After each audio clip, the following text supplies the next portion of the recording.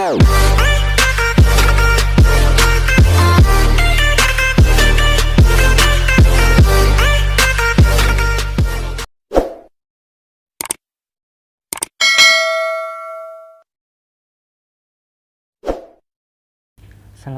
warahmatullahi wabarakatuh. Perkenalkan, nama saya Rio Rianto. Di sini NIM saya 202001211023. Saya dari Prodi Sistem Informasi, dan di sini saya ingin mengajak kalian untuk sama-sama belajar membuat program dari kalkulator sederhana. Di sini saya menggunakan Dev C++ untuk aplikasinya. Ya, boleh langsung kita mulai aja. Oke, di sini kita buka new source file. Ya. Kemudian kita tulis agar include, lalu diberi spasi tanda panah kanan kiri, lalu di sini kita menggunakan include dari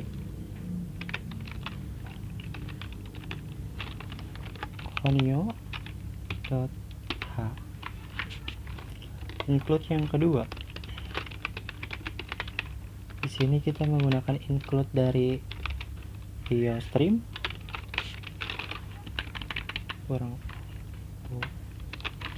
IOStream.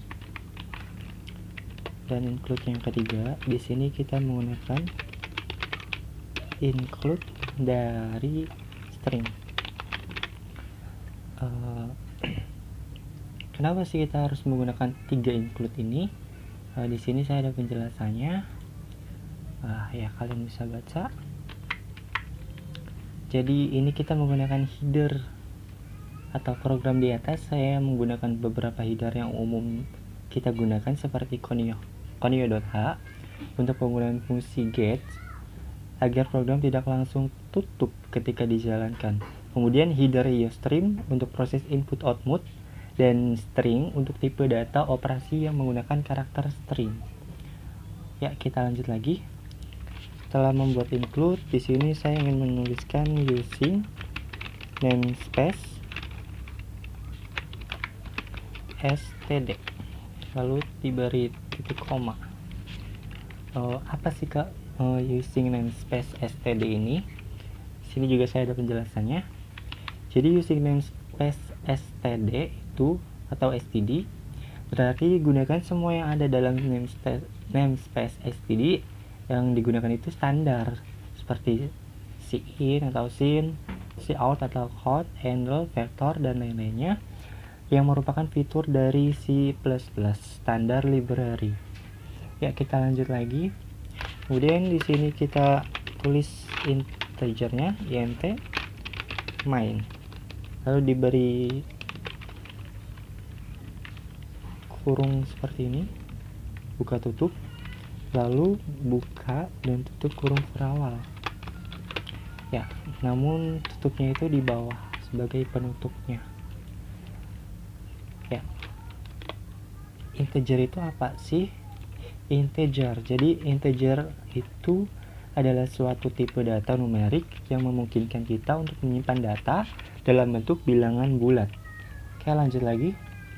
Di sini saya menggunakan integer dari bil 1, kemudian ada bil 2 dan pil. Apa sih bil 1 itu? Bil 1 itu bilangan pertama, bil itu bilangan kedua, dan pil itu pilihannya. Oke, pilihan untuk nanti operasi ininya, aritmatikanya. Oke, titik koma, lalu floatnya di sini hasil,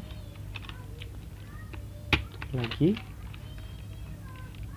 dan stringnya di sini operasi, tutup lagi. Oke, float. Oke, float apa sih float itu? Bisa kalian baca, float mempunyai fungsi sebagai mengelompokkan bilangan yang bernilai desimal atau pecahan. Fungsi dari integer adalah bilangan bulat, maka fungsi float adalah untuk bilangan desimal. Oke, lanjut lagi. Lalu kita mulai masuk ke cout-nya atau code-nya. Code itu untuk pesan ini ya, pesan output. Untuk menampilkan output, di sini code-nya yang untuk ditampilkan di program nanti ya. Code. Lalu jangan lupa ada tanda kurang dari. Ini tanda untuk cout. Lalu kita mungkin munculkan kata, jangan lupa tanda ketik 2, kalkulator sederhana. Oke, di sini saya mau ngasih beberapa kreasi. Jadi saya bakal ngasih strip di sini, spasi. Terus ada code lagi. Oke, terus ada strip, kita sama ratakan aja. Oke, ini untuk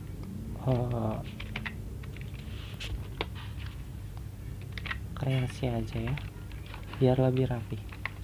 Itu. Terus code berikutnya,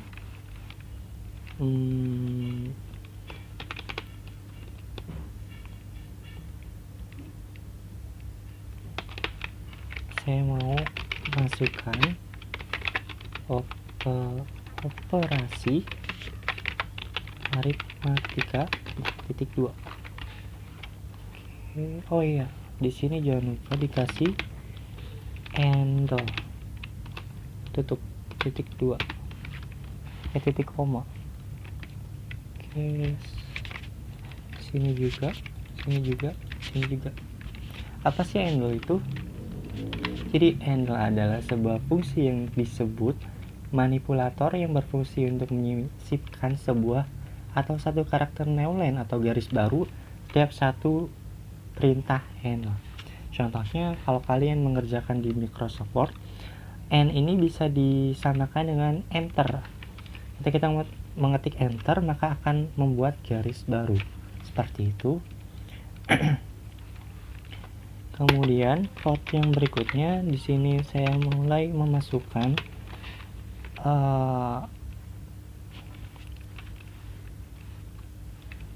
program pilihannya. Di sini yang pertama ada untuk penjumlahan,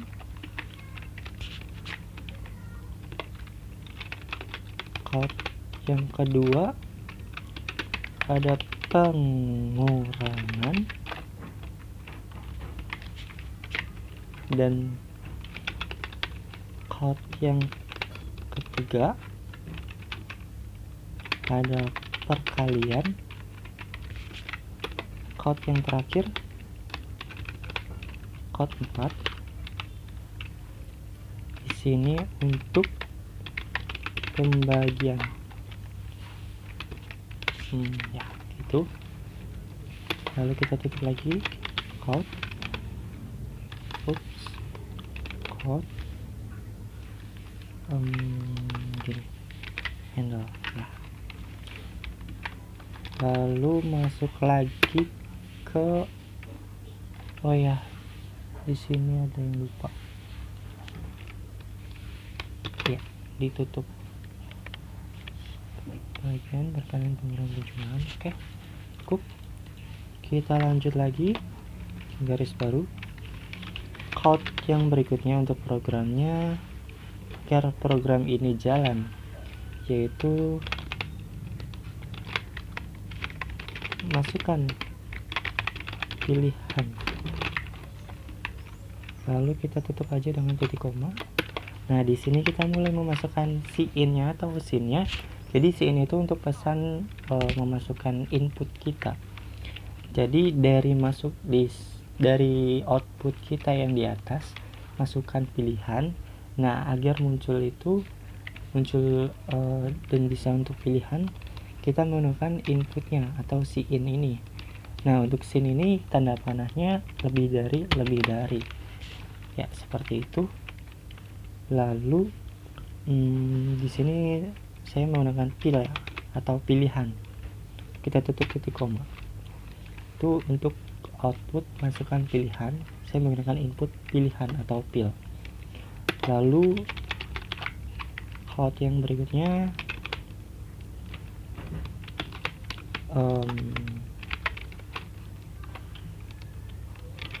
masukkan bilangan pertama. Ini tadi tutup, masukkan bilangan pertama, dan scene-nya ini saya menggunakan yang bil 1 atau bilangan pertama. Lanjut code berikutnya, kurang dari, jangan lupa ini tandanya, masukkan bilangan kedua. Oke, di sini saya lupa titik 2, sini salah. Nah, ini juga salah, titik koma harusnya. Sini juga titik koma. Oke, lalu kita masuk ke switch case-nya. Switch di sini saya menggunakan pil atau pilihan. Jangan lupa dikurungin, lalu bikin yang tadi, buka kurung kerawal di sini dan tutupnya di bawah untuk penutupnya. Apa sih switch case ini? Bisa kalian baca juga. Switch case merupakan satu jenis percabangan selain if else ya, yang dapat digunakan di bahasa pemrograman C++. Cara kerjanya sederhana, sebuah nilai akan dibandingkan dengan setiap nilai pada case yang ada. Jika sebuah case mempunyai nilai yang sama, maka akan bernilai true, maka pernyataan pada case tersebut yang akan dijalankan. Apabila setiap case bernilai false, maka pernyataan default yang akan dikerjakan. Kita dapat membuat lebih dari satu case di dalam blok switch. Setiap case harus diakhiri dengan perintah break. Tujuannya adalah memberitahu kepada program bahwa case sudah terpenuhi, sehingga tidak perlu mengecek pada case berikutnya. Sedangkan untuk perintah default tidak memerlukan break. Perintah default yang dijalankan ketika semua case tidak terpenuhi kondisinya atau false. Ya, jadi kita lanjut. Kita ingin buat yang case pertamanya. Di sini case titik 2 hasil sama dengan bilangan 1 ditambah bilangan 2. Tutup. Lalu ada operasinya. Nah, operasi yang kita pilih yang pertama itu, lihat yang di atas. Yang di sini nomor 1 itu penjumlahan. Jadi di sini itu penjumlahan ditambah. Ini untuk memunculkan hasil dari penjumlahan yang kita buat. Operasi sama dengan tanda petik 1 aja, lalu plus di dalamnya, lalu kita tutup lagi, lalu baru di bawahnya ada break, tutup. Nah, kita karena ada 4 case, biar cepat kita copy paste aja. Oke, kita copy paste kayak itu. Terus kita ganti ini case 2, case 3, case 4. Dan di sini hasilnya yang kedua itu pengurangan. Jadi di sini diganti pengurangan. Di pengurangan yang ketiga itu ada perkalian. Perkalian kita di sini menggunakan bintang ya, jangan lupa, bukan tanda X atau silang, bintang. Dan pembagiannya di sini yang case 4 kita menggunakan atau garis miring sini juga. Nah, baru di sini kita cantumkan defaultnya. Defaultnya itu out, pakai output lagi. terus kita ingin munculkan kalimat salah, masukkan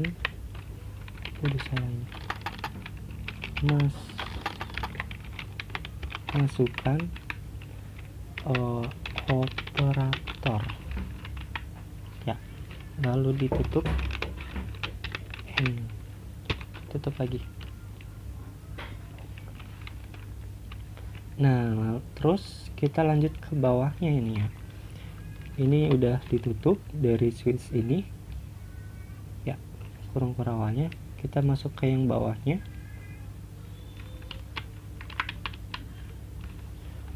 Nah, di sini itu kita lanjut bikin out lagi atau shout. Oke, di sini saya ingin munculkan yang tadi. Ini untuk menutup programnya, untuk hasil. Oke, salah. Nah, seperti itu. Saya bikin 2.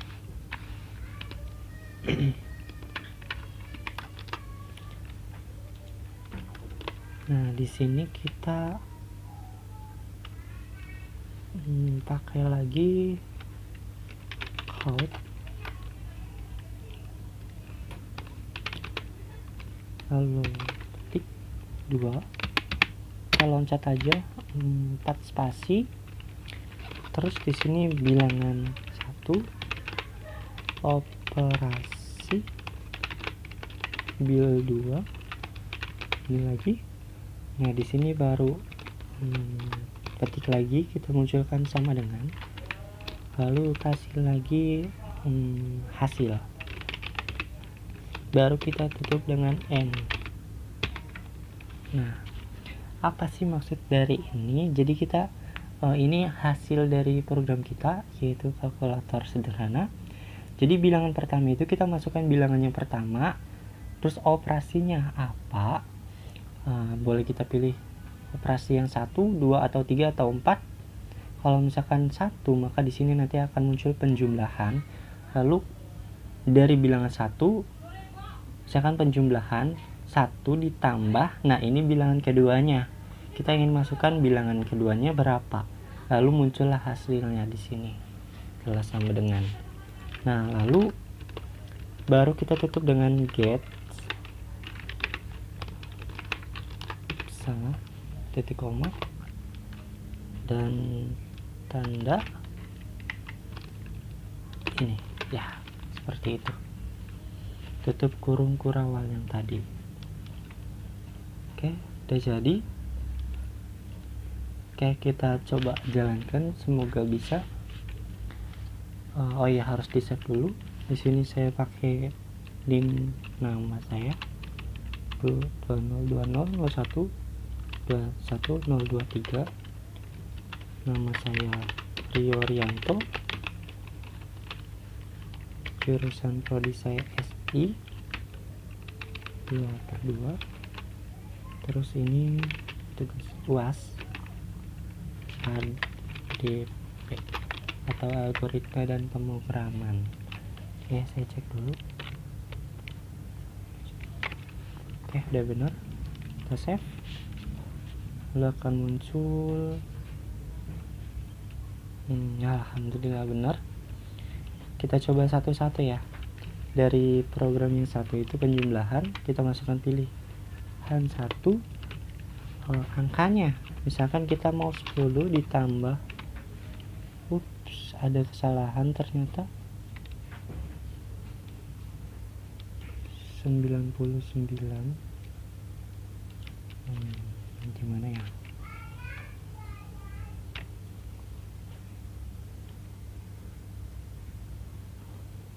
Oh, ini kita di sini kurang nih, sinnya belum masuk. Sin bilang kedua, lalu ditutup. Oke, di save lagi, terus kita coba compile and run lagi, coba jalankan lagi, apakah bisa. Oke, pilih penjumlahan dulu 10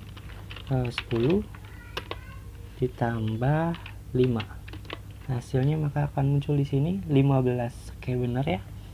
Oke, untuk penjumlahan sudah jalan. Lalu kita coba lagi compile and run untuk yang kedua, yaitu pengurangan. Ya, pengurangannya di sini saya masukkan nomor 2. Nah, di sini 135 dikurangin 25 sama dengan 110 ya. Itu pengurangan juga udah benar. Terus yang ketiga kita coba perkaliannya. Misalkan ini kita 3, kita munculkan 99 dikali 10 sama dengan 990. Di sini udah benar. Yang terakhir kita munculkan coba bagian pembagian. Nomor 4 ya.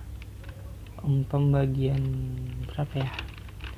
Misalkan 665 kita bagi dengan 5, hasilnya 133, dan ini benar lagi. Oke, bisa cek di kalkulatornya hasilnya.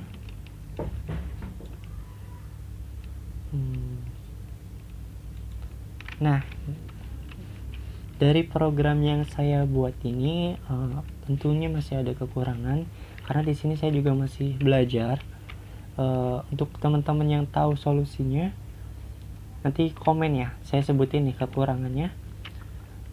Jadi program ini tidak bisa lebih dari 99.999, jadi tidak bisa mencapai 1 juta. Yang sederhananya gini, contohnya kita pakai penjumlahan 999.999, jika ditambah 1 maka hasilnya 1 juta ya. Nah, ini kita enter, maka munculnya seperti ini. Saya tidak tahu ini artinya apa.